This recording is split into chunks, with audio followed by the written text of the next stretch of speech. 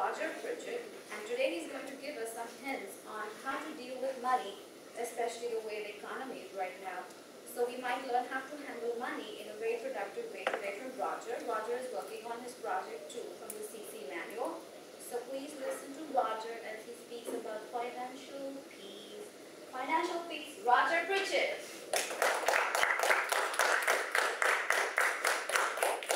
Thank you, Madam Toastmaster, fellow Toastmasters. There are whole sections in bookstores on financial health. You can listen to thousands of hours of audio about success, achieving wealth, anything about finances. Well, I've listened, and I've read, and I've practiced some of those things. And I've boiled it down to 3 steps that I think are going to make the most difference for you. There are many other practices that you can do regarding financial peace, financial health, but I think these are 3 key steps to get you started. Well, you know that money is probably one of the top 3 concerns that couples fight about. Money is a huge stressor in people's lives. Now this evening, I'm not going to be trying to make you a millionaire. I'm not trying to help you hit it big in the stock market. And this is not some get-rich-quick scheme. What I want to accomplish in this short speech is to give you 3 steps that will take you down the road to financial peace. Who doesn't need more peace, less stress in their lives? You'll want to write down these 3 steps. The first step is to build a buffer. One of the biggest problems that I hear about from people in general is that we try to pack too much into our lives. If I were to hold up a sheet of paper that was covered with text from side to side and top to bottom, no white space around it, you would find that incredibly difficult to be able to read. In fact, you probably wouldn't even want to try. You'd just set it aside. It's too much. The same thing is true with our lives. When we pack our lives, our time with too much, it gets to be a huge stress for us. We need a little margin in our lives, including our financial lives. So when you get your paycheck, if all the money is already taken up by bills, you have no margin. And then when something happens, it's a catastrophe. So build a buffer. Here's what the experts recommend. Take $1,000, or you might need a little less, but $1,000 is a good number to start with, and start a savings account. Don't invest that $1,000. Don't pay off a credit card. Just keep that money set aside in an account that's easy to access. You won't believe the freedom and the peace that this one simple step will give you. I personally keep my $1,000 hidden right in my main checking account. And because of that, now I don't have to worry about running home at night and recording every little transaction I've made in my checking account register. I use Quicken, because I know there's a big buffer there.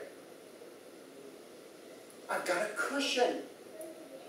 And now if the washing machine breaks or if my car needs a new water pump, the money's there. And I don't have to fret. It is a huge burden off my shoulders. This very simple step has made a big difference in the margin in my life and in my overall peace of mind.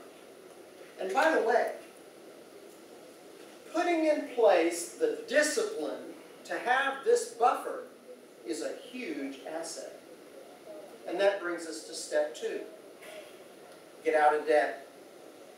We've developed in this country a mindset of, I want it, and I want it now. And that mindset has put us into a very bothersome situation. Did you know that bankruptcies have almost tripled to 1.6 million per year just in the last 5 years? How many people have multiple credit cards? 3, 4, 6, 8, even more. And other consumer debt. And they have all of those cards maxed out. You will eliminate a lot of stress and pain in your life, and you'll actually improve your physical health if you just simply get out of debt. Here's what I suggest you do. List all your debts. Credit cards, student loans, vehicles, department store cards, mortgages, everything. Put them all in there and order them from smallest to largest. Then, whenever you can, you start tackling the smallest debt. You keep paying on it. Of course, you pay all your other debts too, but you put everything you can into that smallest one, pay it off, and then, when you've got it paid off, take what you were spending on that and put it on the next smallest debt. Dave Ramsey, the famous financial guru, he calls this the debt snowball. 4 years ago, I was one of those statistics that had multiple credit cards, all maxed out. Now, I'm only a couple of months from getting all of my credit cards paid off. The feeling is wonderful, and I'm not even quite there yet. And, oh, by the way, the discipline involved in accomplishing this is a huge asset. And now step number 3. Start saving for the future. At the same time you're paying off your debt, you should start saving for the future. And what are you saving for? Well, the list can be really long. Retirement, children's college, a vacation, new furniture, vehicle, on and on you can go. Because you've built a buffer already, that was step 1, you already have an emergency fund, this money doesn't have to be quite so accessible. So you can try to find a way to get a higher rate of return. When you put that money away, it's amazing how quickly it adds up. And if you're getting a good rate of return, it adds up even faster. There is something called the magic of compound interest. Did you know that if you could just set aside like $100 a month for about 6 years of your life and let it sit there at a good rate of return for 30 or 40 years, you can about be a millionaire. It's amazing. And, oh, by the way, the discipline involved in saving is a huge asset in your life. Now, like many aspects of life, these 3 steps are simple, but not necessarily easy to do. And as I've mentioned with each of these steps, the common denominator is discipline.